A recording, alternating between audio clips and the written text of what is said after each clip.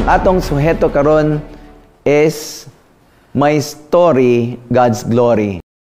Nagaayo sa tanan nga mga sugat or mga samad sa kinabuhi. Apan sa akong experience sa mga higala, mga tagapaminaw o ang atong mga subscriber ni ining mga panahon, kini siya nga pinulungan mas dili tinuod kaysa tinuod. Kadaghanan mga kaigsunan or mga higala nato nakigpulong ko, nakig-istorya ko sa mga katawhan. Uban nagaingon 30 to 40 years na ang milabay apan ang samad sa nga ilang natagamtaman wala ra gihapon nga ayo. So sa pagkatinuod mga higala nga ang samad or ang panahon dili gyud makaayo sa tanang mga samad. Kay kung ang samad dili nato ni siya atimanon, magpadayon kini og makaapekto sa tanan nga bahin sa atong lawas. Ang panahon mga higala magapadayon or maga-extend lamang kini sa samad kung dili gyud siya matiman. Apan ang balaang kasulatan nag-ingon sa Psalm 23 verse 5, You prepare a table before me in the presence of mine enemies.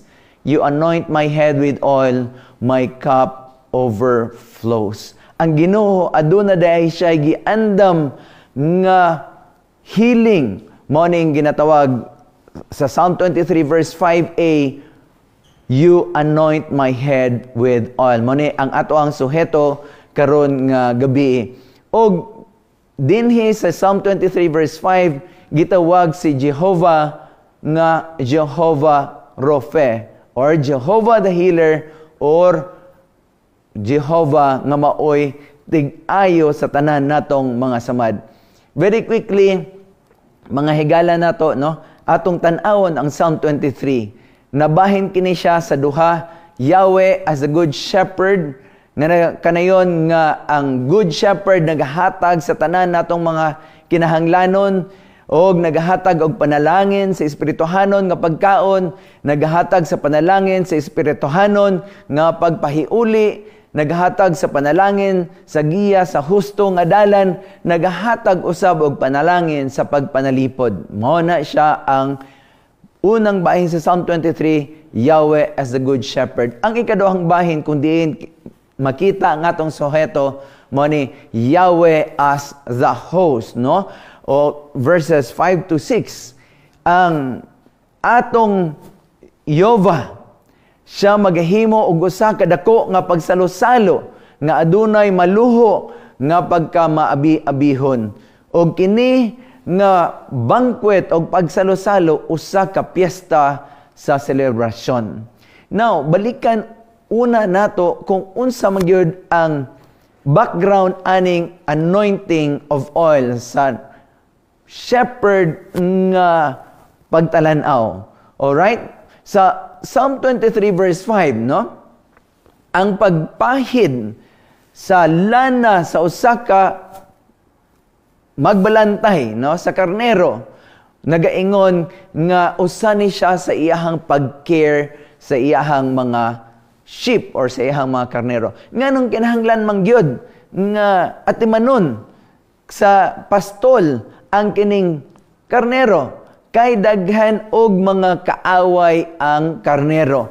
Kagabi atong nasuheto nga aduna di ay mga enemies ang sheep. Pero mga kaigsunan, balikan nato ni ang mga butang nga makadaot sa karnero. Una niini ang mga bugs, mga langaw, mga lamok, no? Og mga kuto. Og aduna pay sila ginaingon nga adunay usa ka langaw nga nagasulod sa ilong sa karnero. Kay kini siya nga langaw ganahan siya mupuyo dinha sa basa-basa nga ilong sa karnero. Og kining langaw aduna siya'y kinaiya nga mangitlog diha sa ilong sa karnero. Unya sa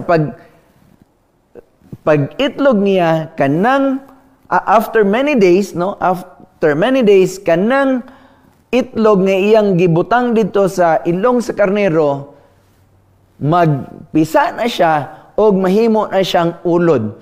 O kaning ulod, pag makagawas na siya sa iyahang larva, no, musulod na siya, musaka sa ilong, hangtod nga moabot sa ulo sa karnero. O dili na siya nindot nga kahimtang sa karnero. Irritable ang karnero ni ana. So, ang himuon sa karnero, mga higala, iyang bunggo-bunggoon ang iyang ulo sa kahoy, sa bato, or bisan asa, para nga maibsan ang iyahang kakatol sa iyang ilong o kasakit usab sa iyang ilong. Apa na makasusubok nga butang kay usahay kanang pagbunggo-bunggo sa karnero sa iyang ulo ngadto sa mga butang makadala kaniya sa iyahang kamatayon. Alright? So, ang ikaduha kining bats, kining karnero manggod, hilig manggod ni sila mag sungay-sungay, labi na kining mga lalaki nga mga karnero. Magdula-dula o rosahay kining magpakita sa ilang garbo, kung kinsay pinakakusgan, magsungay-sungay sila mga kaigsunan. So, ang may tabo ni ana, ang ilang mga ulo, mga bukol, mga samad, o makahatag og sakit sa mga karnero. Apan kaning magbalantay sa karnero, usahay di mangyod niya mabantayan ang mga karnero, no? Kay layo man ni kayo sila. So, para dili mabukol or para dili kayo dako ang injury sa karnero nga nagsungag-sungag, iyang butangan og oil ang ulo sa karnero. Para pagsungag-sungag nila, mas-slide lang ang ilang mga ulo, dili kayo kusog ang impact. Ikaduha, ang ikatulo di ay, makita nato din hinga, although ginabantayan sa magbalantay sa karnero, ang iyang mga karnero, apan usahay, ang mga karnero naaman siya mga lugar kung asa siya mo adto. Usahay, musuot siya sa mga sampinitan, musuot siya sa mga kabatuan, unya, syempre, kay sampinit man, masamad usahay ang kining karnero.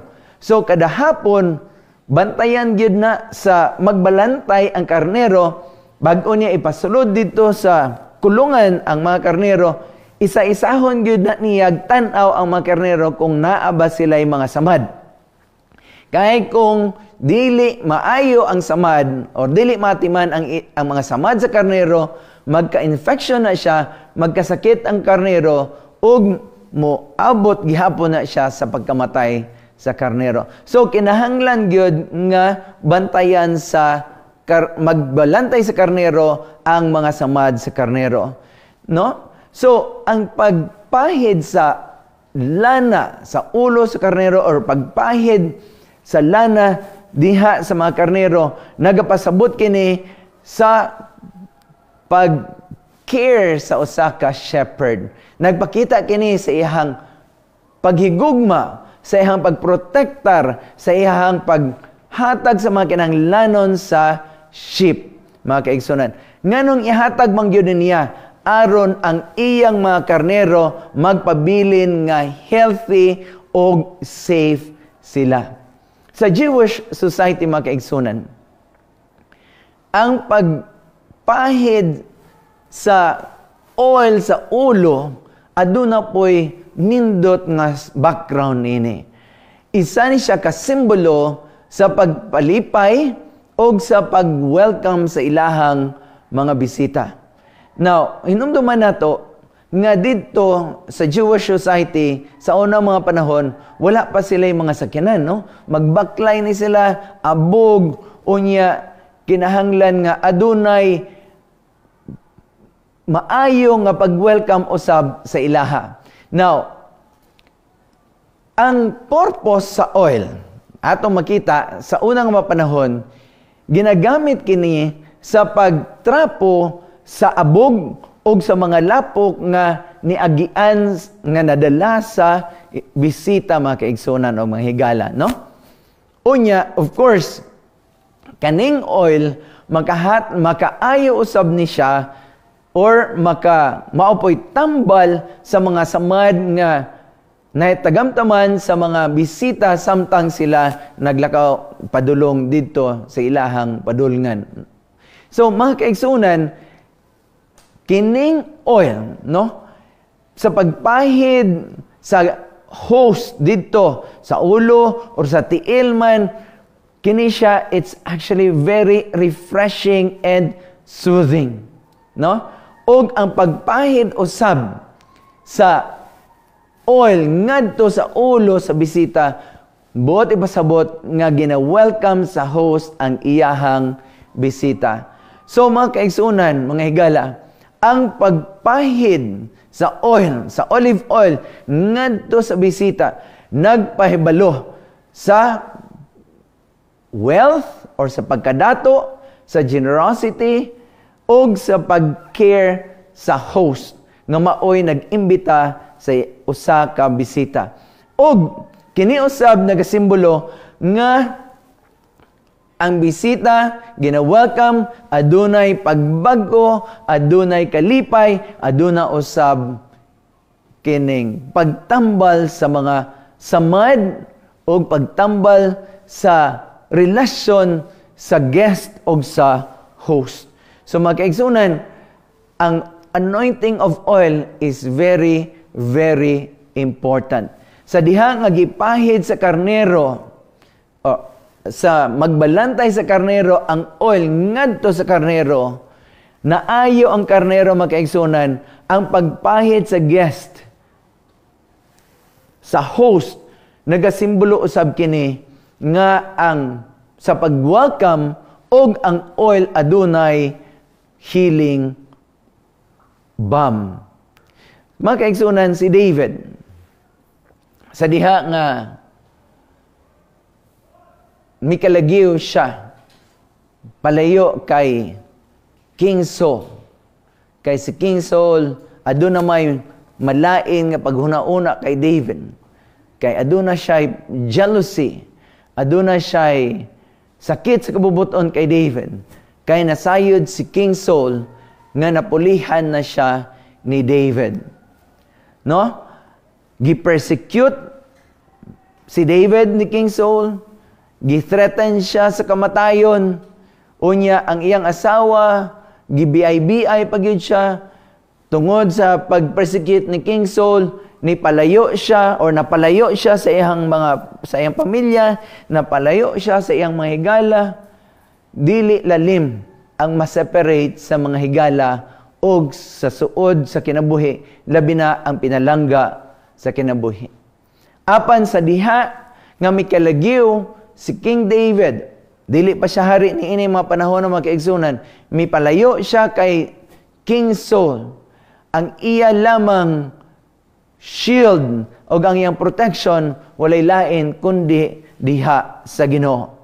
Mga kaigsunan, sa diha ngipaduol siya sa Ginoo, gi-welcome siya sa Ginoo. Although dili ni siya literal nga gipahiran siya sa Ginoo og oil, mga kaigsunan, apan in the presence of the Lord, gi-welcome si David.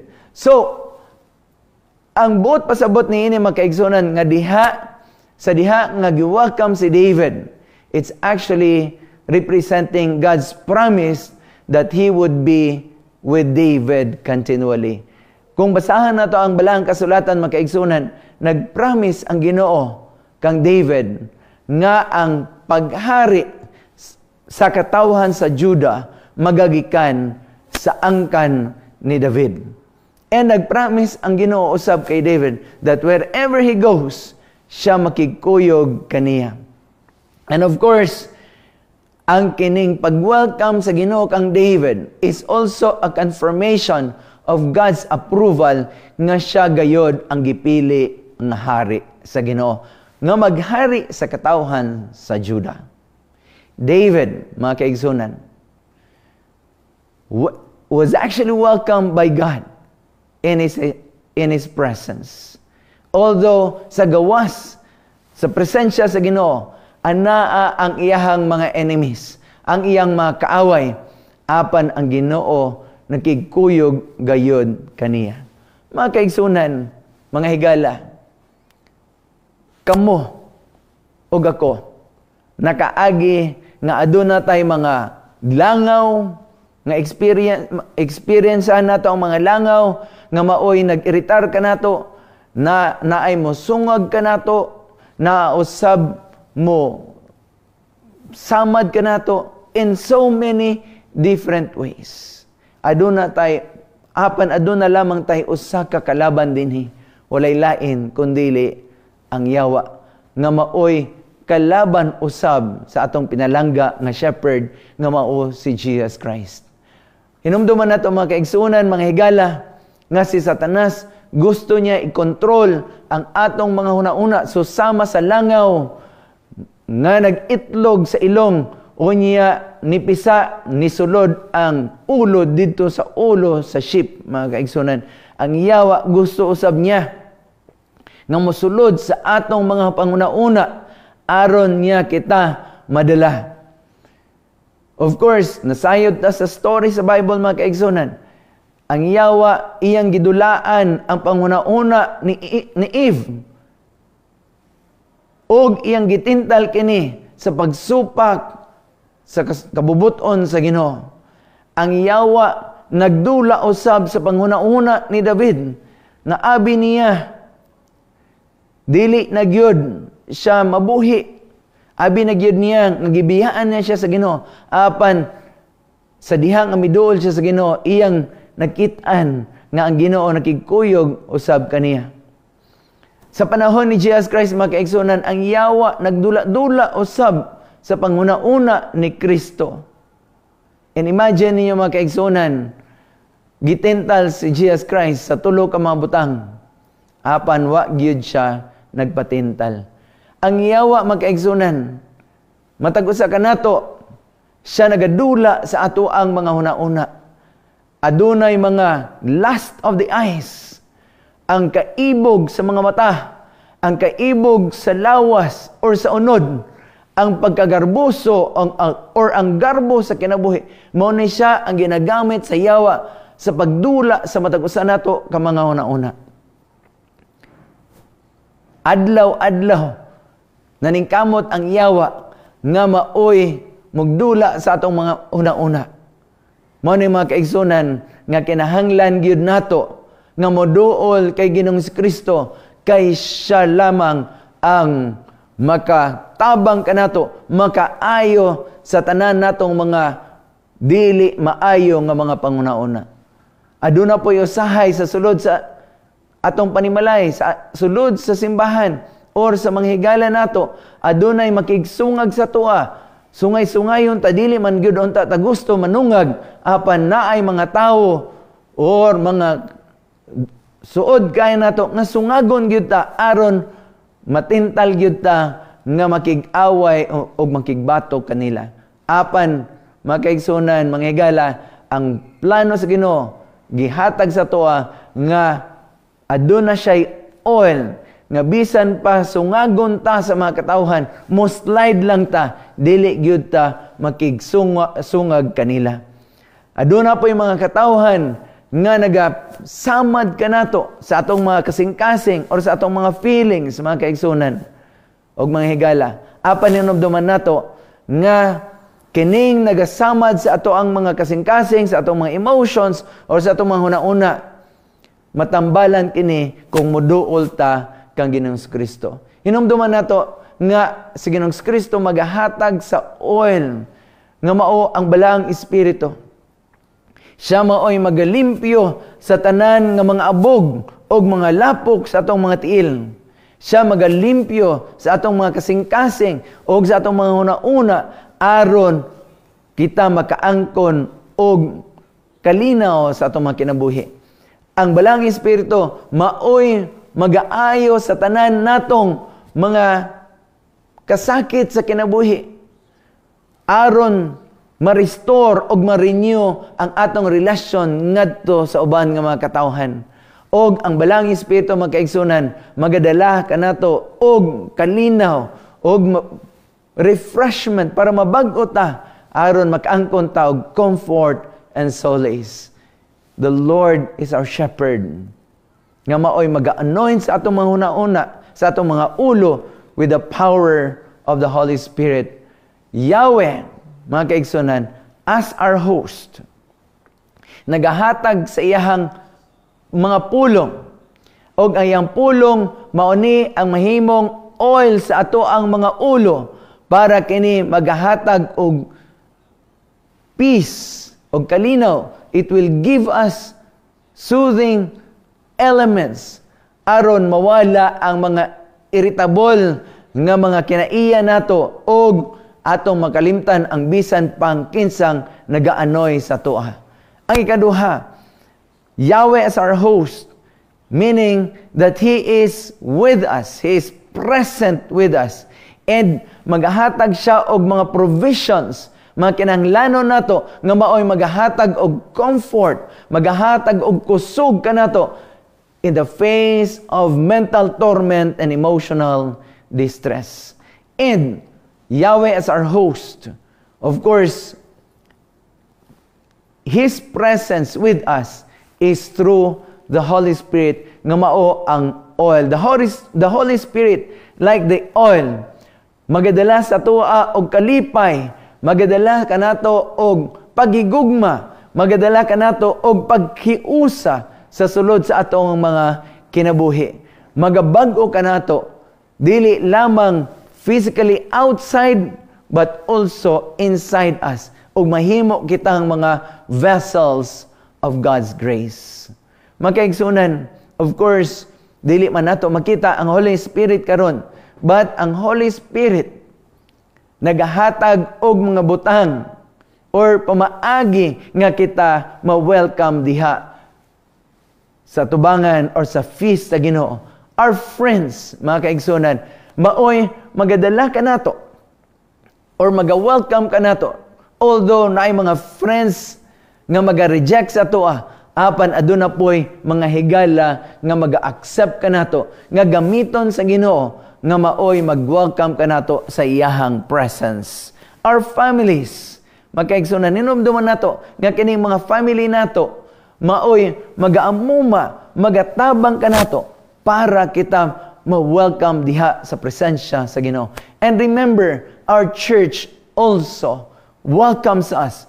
Well, we may not be the best person we are. Dili man kita siguro ang pinakamaayo nga tao sa naong sa kalibutan. Apan ang church nato nga nagatuo nga si Jesus Christ is our shepherd, maga-welcome kanato diha sa presence sa Ginoo. I'll tell you, makaigsunan, of our experience, of my experience about Jesus Christ as the host who anointed my head with oil. Some time ago, 2 years ago, mga kaigsunan, sa diha nga, pauli na kami, nagikan sa pag-eskwela dito sa Silang, pauli na kami diri sa Mountain View College. Nagbakasyon may mga kaigsunan, sulod sa usa ka semana dito sa balay sa akong igsuon. Apan, during that time was the pandemic time. Ang akong igsuon, mga kaigsunan, nag-amuma kanamo dito sulod sa usa ka semana sa iyahang panimalay. Og dili lang kana nga mga panahon nga siya nag-amuma kanamo. So many times nga mo bisita mi, mo adto mi dito sa iyang panimalay, kauban sa iyang asawa, iya gyud ming ginaamuma sa makanunayon. On that week, mga kaigsunan, nga mo pauli na, nagbakasyon mi dito, on a Sabbath, ang among amahan, namatay siya tungod sa sakit nga cancer. And during that time, dili man pwede maghaya og patay nga butang sa lungon, so gisulod siya or gikremate siya, mga kaigsunan, o gibutang siya sa usa ka jar. Og sa diha nga nagahimo kami og kining service para sa iyaha, nahitabo nga ang members sa family, sa wife sa akong asawa, sa wife sa akong igsuon, nagka-COVID.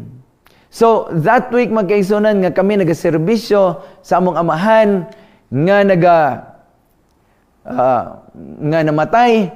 Unya, that Sabbath, after nga namatay ang among father, No, another Sabbath, 1 week later, namatay ang mother-in-law sa ko ang brother. Unya, makaigsunan, nagmanifest na mi nga adun na di ay mi, nagmanifest mi og kanang COVID symptoms.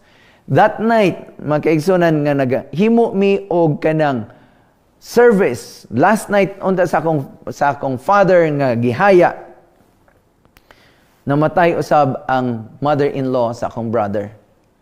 And so, that night, makaigsunan, nag-decide mi sa akong asawa o among pamilya nga kinahanglan gyud namo nga makauli diri sa Mindanao. And nanangid ko sa akong igsoon, yun ako, bro, kinahanglan gyud namo muli dito sa Mindanao kay ako ay mong ate o kami tanan usab nagmurag aduna gyud mi COVID. To make the long story short, mga kaigsunan, nanawag mi diri sa Valencia Sanitarium. Nangutani mi sa presidente sa sanitarium kung aduna bay lugar para sa mga adunay COVID. Ingon siya, sorry, wala tay lugar dinhi, pero maningkamot ko nga mag-arrange sa inyo ha, nga dili mo diri apan dito mo sa lahing hospital, sa Adventist Hospital dito sa Iligan, kay para ma-facilitate ang inyong pag-adto o inyong admission. Lo and behold, makaigsunan, gihimo sa presidente sa sanitarium ang iyahang mahimo o gi-facilitate niya ang amuang pag-adto dito sa sanitarium sa Iligan. Nagpasalamat kami magkaigsunan. We were thinking nga ma-isolate yun mi dito sa hospital for long period of time nga wala gyud mo bisita sa mua. But mga kaigsunan, during the time of our admission sa sanitarium or sa Adventist Medical Center sa Iligan, ang mga workers dito, nagpuli-puli sila o padalag mga pagkaon dito sa amuang room. Makaigsunan, sa panahon nga na-admit kami, we were thinking, or akong asawa, naguna-una nga mamatay gid siya.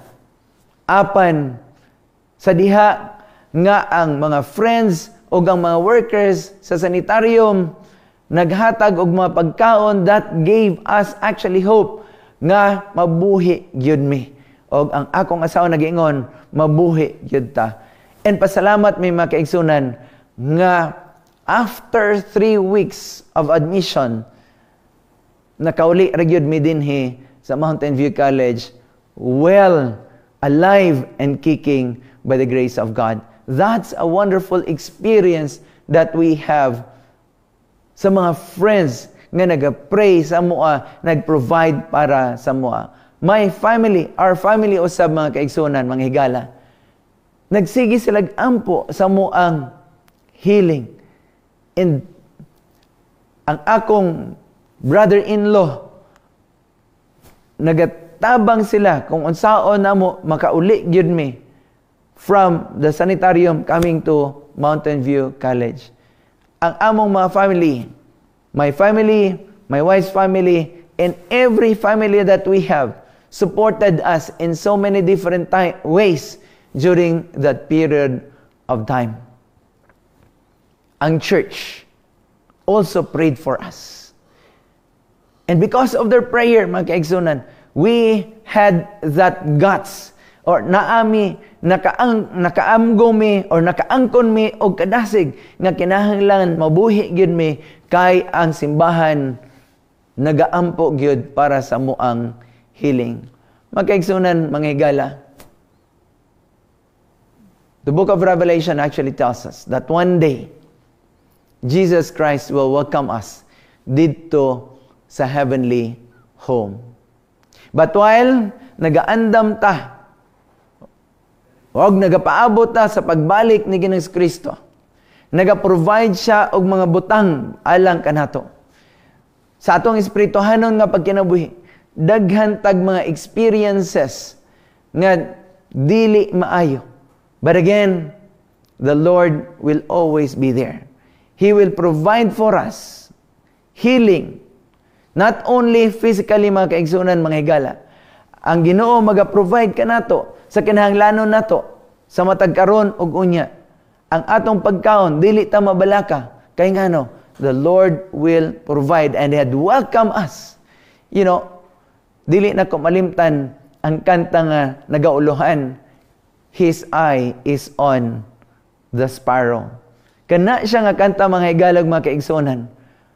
Pag mahinumduman ako na, akong mahinumduman nga kana siya nga kanta is actually for me. Kaya nag-iingon siya, His eye is on a sparrow. Mga kaigsunan, mga higala, ang Ginoo nakikuyog ka nato sa makanunayon og dili gyud ta niya biyaan. Ang iyang oil nga mao ang Holy Spirit will always be with us.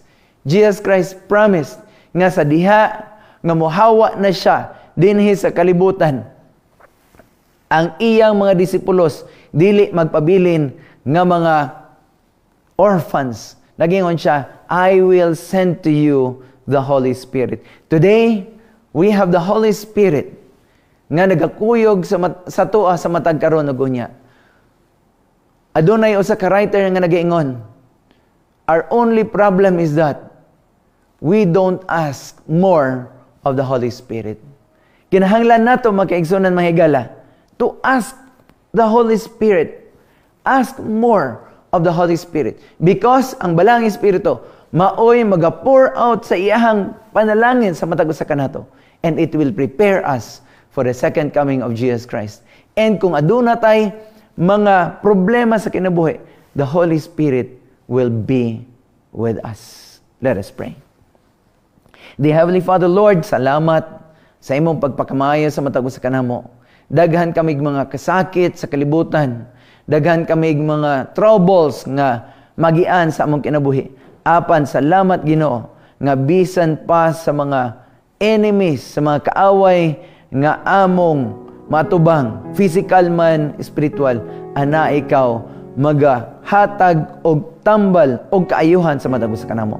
Salamat sa balang Espiritu nga mao'y magapreparar kanamo, ayo sa matag usa kanamo, espirituhanon, physical, mental, social, and emotional. And nagpasalamat kami Ginoo nga ikaw ang host diha sa banquet nga giandam nimo sa matag usa kanamo. And we believe nga one day mobalik sa Ginoong Kristo og makigkuyog kami kaniya diha sa langit nun nga puloy-anan nga iyang giandam. Og tanan namong makasakit mga wala na. Salamat sa pagtubag sa tanan namong pagampo tungod lamang sa ngalan ni Jesus nga among manluluwas. Amen.